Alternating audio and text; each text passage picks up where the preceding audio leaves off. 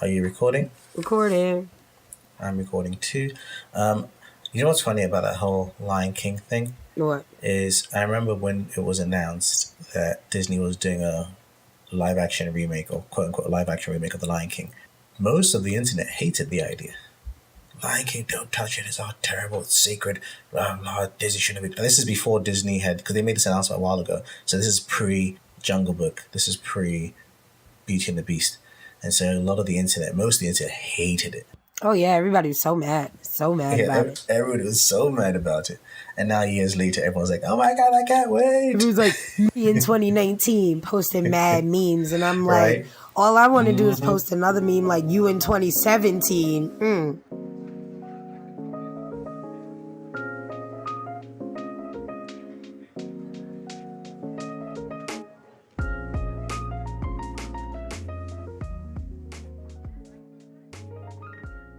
Hey, what's up, guys? Welcome to a brand new podcast titled The Nerdie Report.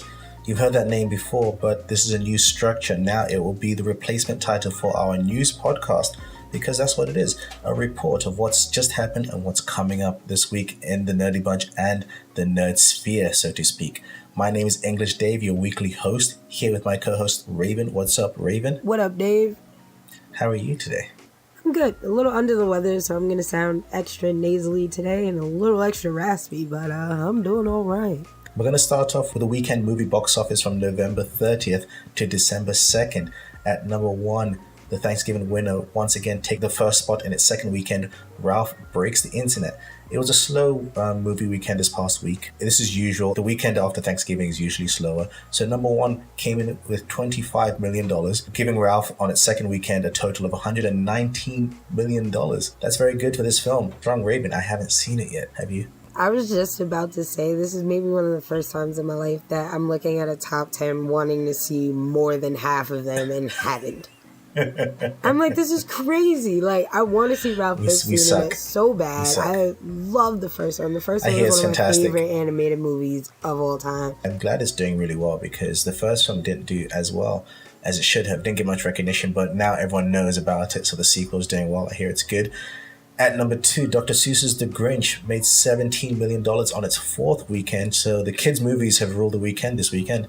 I hear this is fun for kids, but nothing that grown-ups will really dig into. It's whack. Jim Carrey one's still the best. It is still the best. I feel like everyone our age loves that. Loves the Jim Carrey one. It's so ridiculous. But Jim Carrey as the Grinch is just perfect. No one cares about the movie itself. I could just watch Jim Carrey be the Grinch forever. Speaking of Jim Carrey and Dr. Seuss, another overlooked film, Horton Hears a Who. I love that movie. Great movie. Jim Carrey again. I think we saw that one together. Yes, we did. We're in the dorms, back in school. Number 3, Creed 2. Yes, a movie that both of us haven't seen. On its second weekend, making $16 million. I can't believe you didn't even see a screening. I know. I have free tickets to it that I can go anytime as well, which is ridiculous. Did you give me those tickets? I did, I think. I hope so. I gotta find those tickets. Damn, I don't even have to pay for it. Why have I not seen this movie? What is wrong with us? we are ridiculous. I just missed 2 weeks of my life. Where have I been?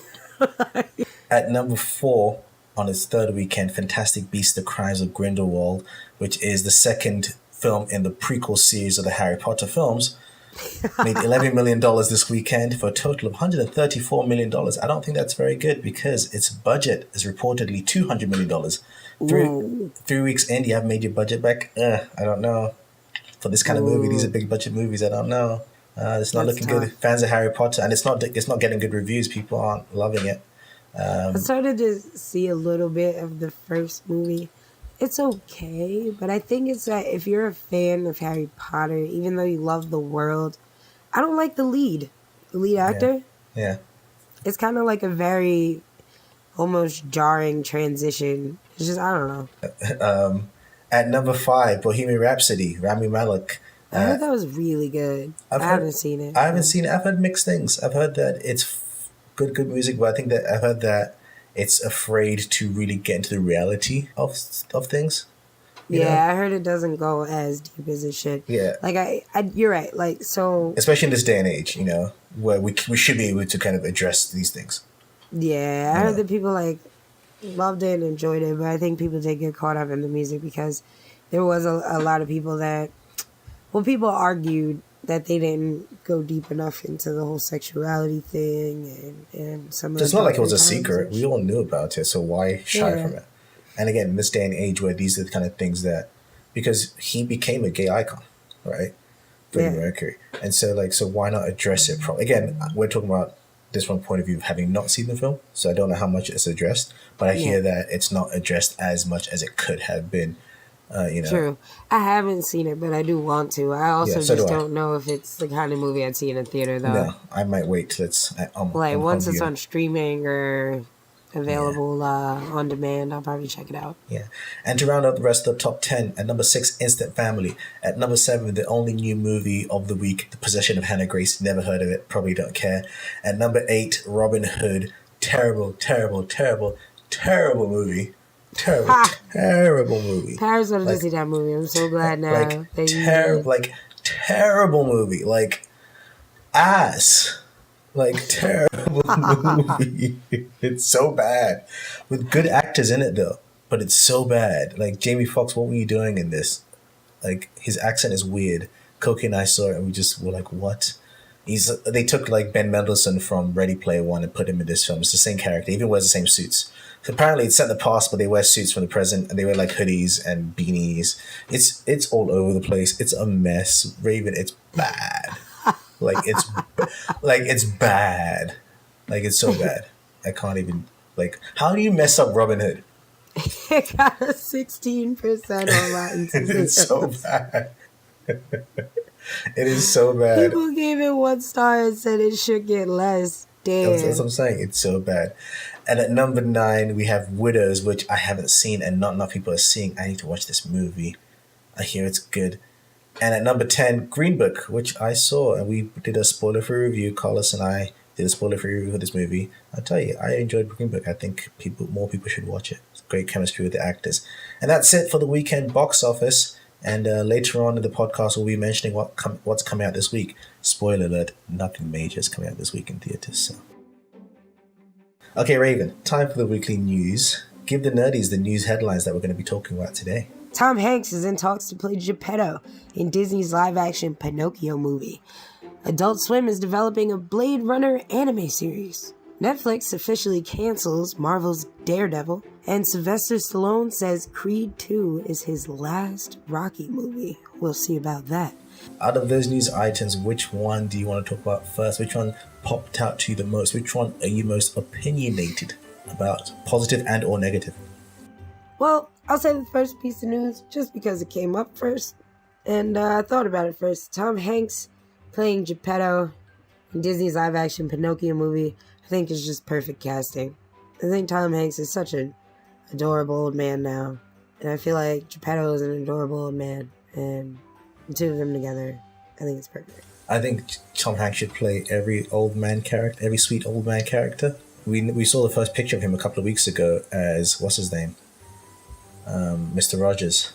Yes, he is Mr. Rogers too. Oh, he's just a perfect, like... That's what I'm saying. So, like, the old man. I love what he's doing as an old man. Right. It's like all of these movies waited for Tom Hanks to be an old man for them to be made. Right. I think he's perfect as, in terms of Disney's version of Geppetto. I don't know the true story of Pinocchio, like the actual story. I have no idea. Like, was Geppetto like a nice old man, or was he like a mean old man? Because I could even see Tom Hanks playing like an evil old man, but it's like he starts off nice, and then becomes like, I want to see Tom Hanks do that. Like, he is absolutely perfect for Geppetto, and in terms of how we visualize Geppetto, a live action version of him, I think he can really bring that emotion. He wishes upon the star for he just wants a baby boy, and he has to build this little puppet, and he builds it, and he's like, please, if only I could have a real boy.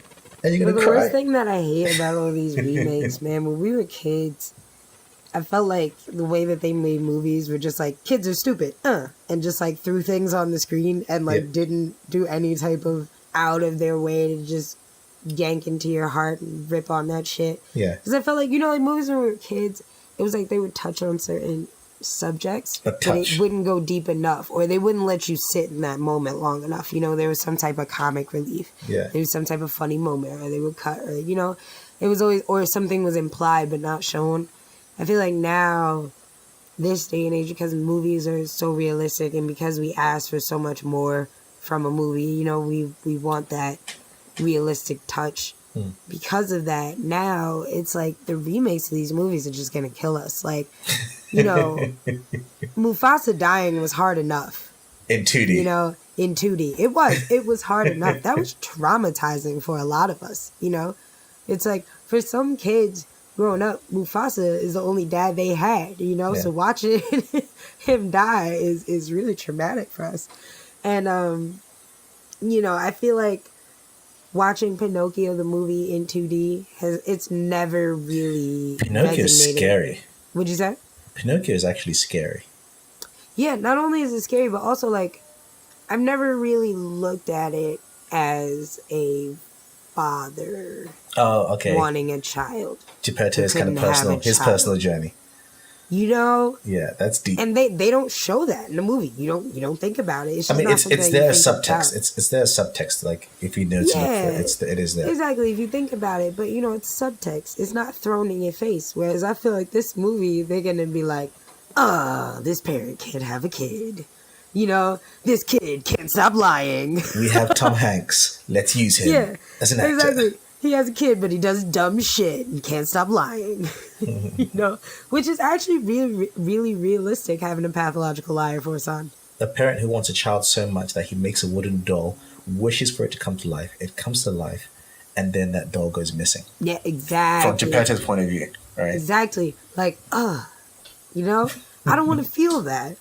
I just want to laugh at the dumbass wooden doll that can't stop lying. You know, that's what I want to see. You know, it's very different now, these damn movies. So I'm interested to see this movie. But also, it's the worst because Tom Hanks as Geppetto. If it was anybody else, you know, they probably wouldn't sell it as much. No. But we're going to feel it. We're going to feel it. It's Tom Hanks. Of course. I'm wondering now, because like I always found Pinocchio to be a very scary movie, especially like for me as a kid. That's why I never wanted to smoke cigarettes and cigars and stuff. And for a long time, I didn't drink beer. I didn't drink beer till like my mid-20s. And like because of Pinocchio. Because I thought it would turn me into a donkey. And those transformations was scary. Like that scene where the boy changes and it cuts away. Like I don't want it to go. Like, and he starts like hee-hawing like a donkey. And you see the shadow of his hands turning into hooves.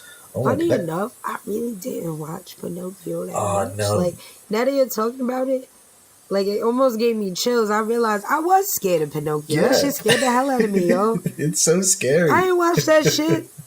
And he starts changing. It would come on and I would be like, nah, I'm good. And then he grew the tail and grew the ears and he started getting scared. Like a whale in that shit, too? Yeah, they get eaten by a whale. Right, goddamn. Yeah. It's an epic movie. You know what's funny though too? The one that I remember the most is the one with Jonathan Taylor Thomas, man. What one was that? Was it called Pinocchio? JTT. I never saw it, but I knew of it. Dude, that was my shit. I thought it was so good. And it was the same thing where I'd rewatch it. I was like, this shit is sad as hell. It was one of those movies. When I was younger, I used to come to America all the time. Because my family used to come for Christmas or summer. And what would always happen is, towards the end of the holiday, because there's no TV shows in the summer, right? But they would market the stuff that's coming in the fall, in the summer. So I'd see all the trailers for all the cool stuff that I'm never going to watch going back to England. I'd be so mad. And so that's why I remember this, because I'd see the trailer for it. But these kind of shows never came to England, or movies never came to England. What do you guys think of Tom Hanks playing Geppetto in a Disney live-action Pinocchio movie? What do you guys think of a Disney live-action Pinocchio movie? If you don't like it, you can shut your mouth, because I think Disney's been doing a great job of their live-action remakes, quote-unquote live-action, because, like we mentioned, Lion King, what do you call that, live-action photorealistic? It's still CGI, still animation, but to look live-action. So let us know what you think. info@thenerdybunch.com, or find us on social media @thenerdybunch. Next piece of news, another animation piece of news. Blade Runner. Raven, we love that series. We love the original. We also like Blade Runner 2049. We're getting a 13-episode series called Black Lotus, and it'll be set in between Blade Runner 2049 and the original 1982 classic. We don't know much about it. All we know that it will be set in 2032, and it will feature some characters familiar from the universe. So, are you excited? What do you think of seeing more Blade Runner, but this time in anime form? I'm excited about it because I think something as large as the world of Blade Runner should be explored in series format. I do feel that the concepts behind Blade Runner can be so complex, and it's a lot to kind of condense into a film, which is why the films are kind of, even though they're really good, they're also kind of like, it's almost like a lot of information to your brain kind of just like shuts down, and you're like, what? And you kind of like flatline.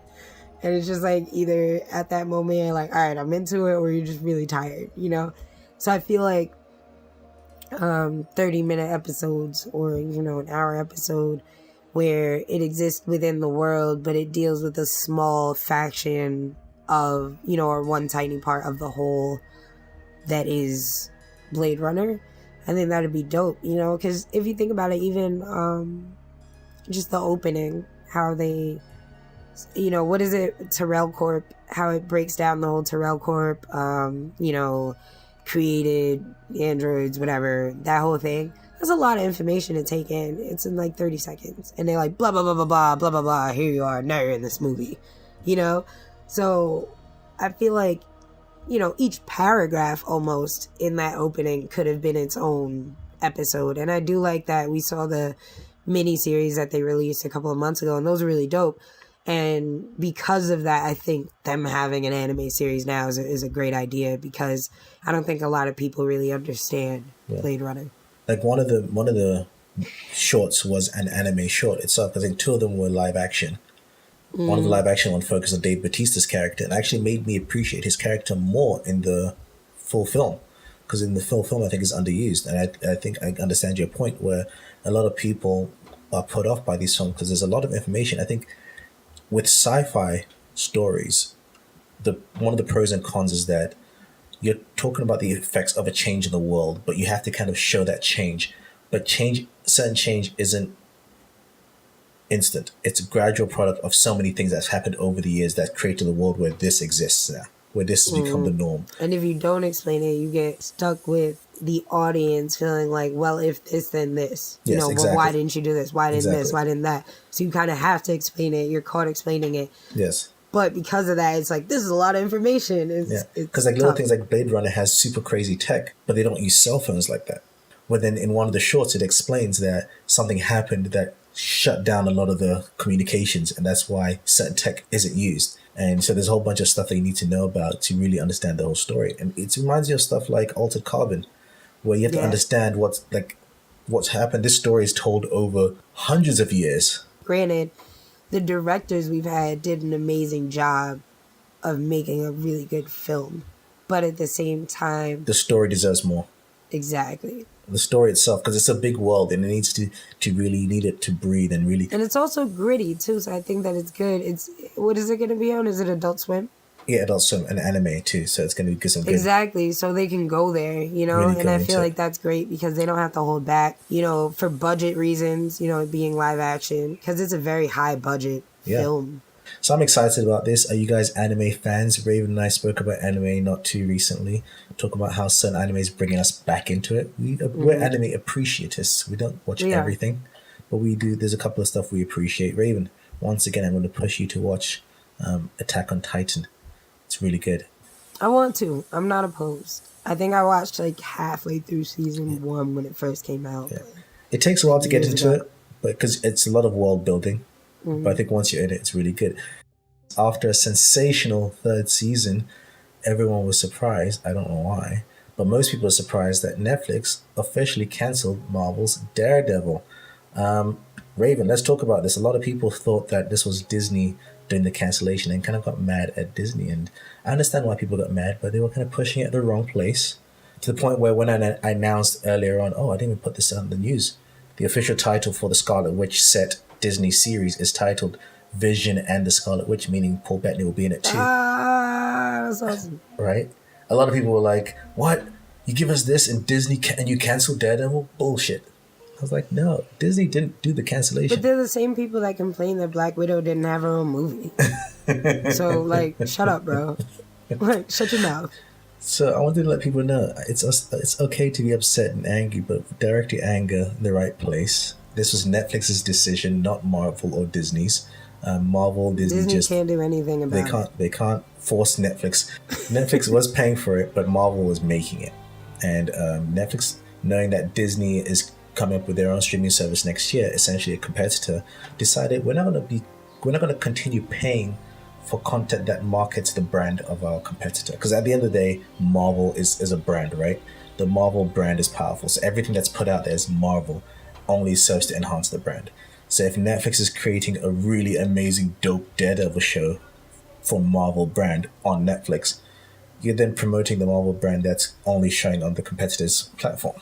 So from a business standpoint, I completely understand why Netflix is doing this. It is sad. However, like Raven mentioned off podcast, do we need a season 4 of Daredevil? I'm not saying season 3 wasn't good, but at what point do you stop? Maybe this is where you do stop with someone like this, and then you start off with something new. People don't realize Disney, in purchasing Fox, now own majority shareholding in with Hulu. So we know that Disney Plus will be more family friendly. So something like Daredevil couldn't air on Disney Plus, but it doesn't mean we can't have other shows R rated of that kind of tone airing on Hulu.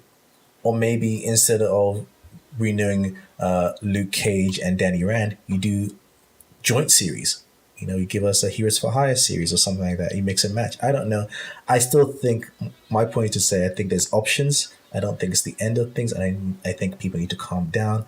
Raven, what are your thoughts? You've been seeing all the memes on the internet. Netflix canceling Daredevil. From their perspective, I completely understand why they would.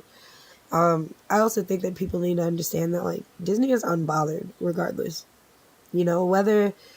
Whether it was Disney's decision, whether it was Netflix's decision, whatever is going on the back end, it doesn't really affect Disney. They still own all of the rights to their show. They still have the money to be able to produce another season if they wanted to. And on top of that, if they wanted to continue the series, not only do they have the money and the resources to do so, they also have the outlets to do so. They have, they own the rights to Hulu. They're making their own Disney Plus. Beyond that, they own multiple networks. They own ABC, was it NBC? They own Fox now. Yeah, ABC, all the Fox networks, ESPN. Exactly. Jesus. I didn't know they owned ESPN. That's crazy. Yep. So either way, they own all of these different, basically they could put their show anywhere. So this isn't the end in that way. So I think people being upset about, a show being canceled or a Disney show or a Marvel show being canceled is just very different than what we are used to. I think them people seeing canceling, they assume it's like every other show they've ever had get canceled, where it's on a network and it gets canceled and the people behind it can't afford to put it elsewhere. People have to understand that the people that are backing the show is Disney and Marvel. Regardless if the show is not on Netflix, that doesn't mean the end of the show. But also, what I also have to say to that is, do we really need another season? I don't really know that we need more seasons of all the shows that we see. Americans love like 15 seasons of their shows. You don't need all that. Sometimes 3-4 seasons is enough. Move on to another character. Marvel have so many characters. If we just have 8 seasons of the same character, we're never going to get to other characters. So many. I'd love to see I'd love to see the resources put into a new character, a new kind of R-rated character. It's Disney, so at the end of the day, even if we don't see a series, like you said, within the next couple of months, next couple of years from now, that doesn't mean it won't be revisited, and that doesn't mean that there won't be another show with these same characters, but more focused,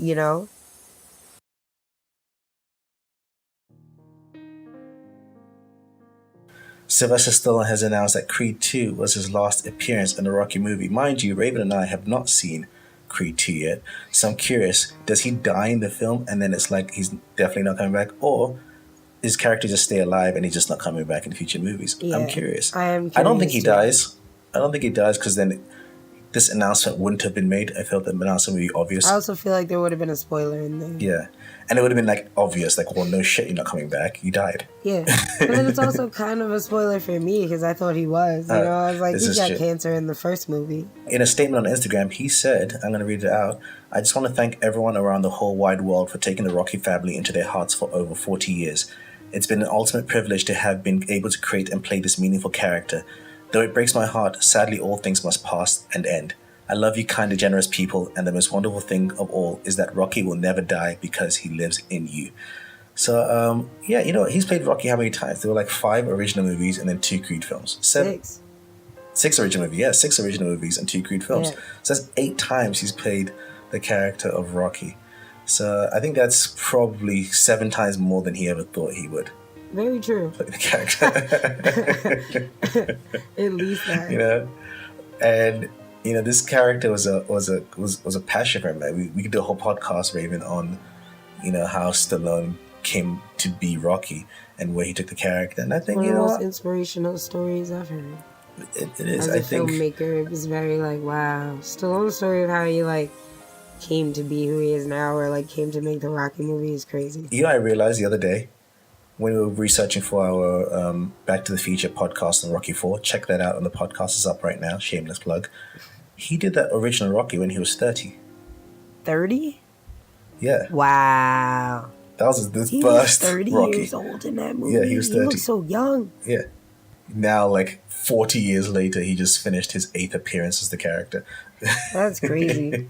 So, Raven, as a fan of the Rocky character and the franchise, what do you think of him hanging up his gloves, so to speak, officially? I don't think it's gonna happen. Stallone loves his sequels.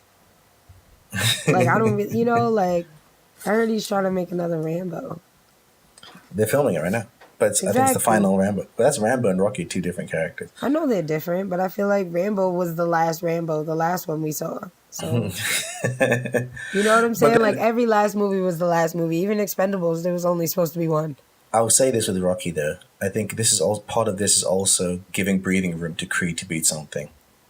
Like, there's no replacement. There's no replacement Rambo. I think that it'll be cool, but at the same time, I think at bare minimum, if he does make an appearance, then he'll give himself an actual farewell in the movie. Yeah. Again, we haven't seen Creed 2. Maybe he does have some kind of farewell. Like some kind, either dies or doesn't die, but there's some kind of farewell to it. I don't know. Because listeners could be shouting it to us, duh, in the movie there's a farewell, idiots. True. And that makes sense.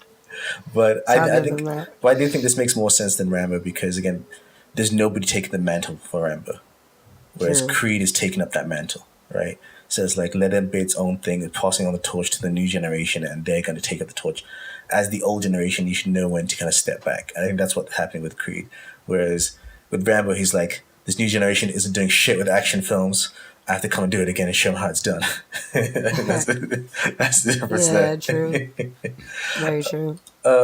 What do you guys think? Are you guys fans of the Rocky franchise? Do you think Stallone should come back with Creed? Or do you think the old man should put his gloves down and let the young whippersnappers take charge? Let us know. info@thenerdybunch.com. And now for a quick fire piece of news. These are the pieces of news that we either don't really have much to say about or really don't give a shit. First piece of news.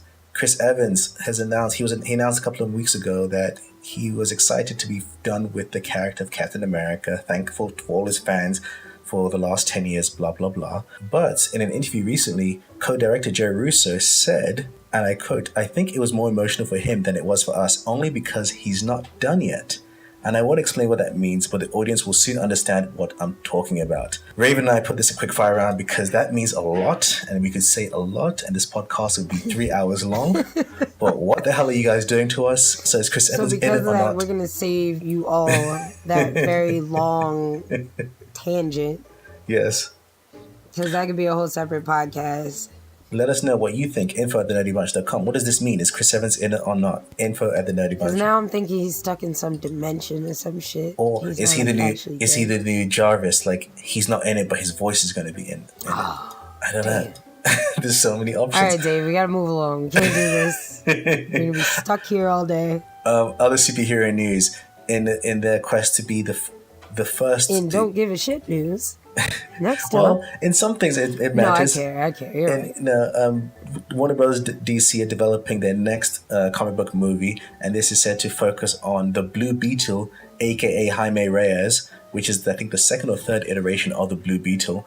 And what makes it significant is that it would make the first Latino superhero film, so which is good on that front. But unfortunately, it's a DC film, so it's kind of like a maybe on that It's a front. WB DC film. So it's like the first, yeah, you're being the first, but are you going to be the first good one? I don't know. Yeah, Cause let me just spit this out real quick, even though it's Spitfire News. I just, I think it's absolutely amazing that there's going to be a Latino superhero movie. I think that's the best thing ever. But at the same time, Enter the Spider-Verse was a Latino. Yeah. Anyway. Well, this is true. But I know it's animated, but fine. And regardless... Take what you can get, DC. Take what you can get. Exactly. But I'll also say I feel like DC is going to make it very, very cheesy and go out of their way to keep feeding on the fact this is Latino, you know, and not actually focus on making a really good movie. And that's what obsessed me about WBDC is that they want all of whatever. Either way, I'm not excited for it because the studio behind it, not because this isn't great Raven, news. we're terrible at moving along. Because it's just, it's going to be so shitty. And it's just sad. Next quick fire. God damn it, Dave. Shut up, Raven. Let's move along. It's going to be so terrible. I can't keep it in. Stop it. Okay. God damn it. Someone fix it. Fix it in advance. Next piece of quickfire round news. Kingsman 3. We spoke about it a couple weeks ago that Quinsman. That should mix the Queens and the Kingsman. The Quinsman. There we go. I just created a new franchise. Kingsman 3, we reported that it was going to be a prequel. That's why Taron Egerton wouldn't be in it. But now, apparently, the Kingsman 3 that we thought was happening is still happening. So there's two movies again. So there's a prequel and Kingsman 3. So Taron Egerton is going to still be in a Kingsman 3 movie that's still happening. So it's all confusing. I don't know what's going on. We're just getting more Kingsman movies. Also, Rogue One prequel. We talked about the fact that there's a series happening for Disney Plus. Now we just found out that the Americans producer will be the showrunner. Raven, the Americans, we need to catch up on this show because it's so good. So it makes me excited for this one because the Americans is one of the best shows none of us are watching.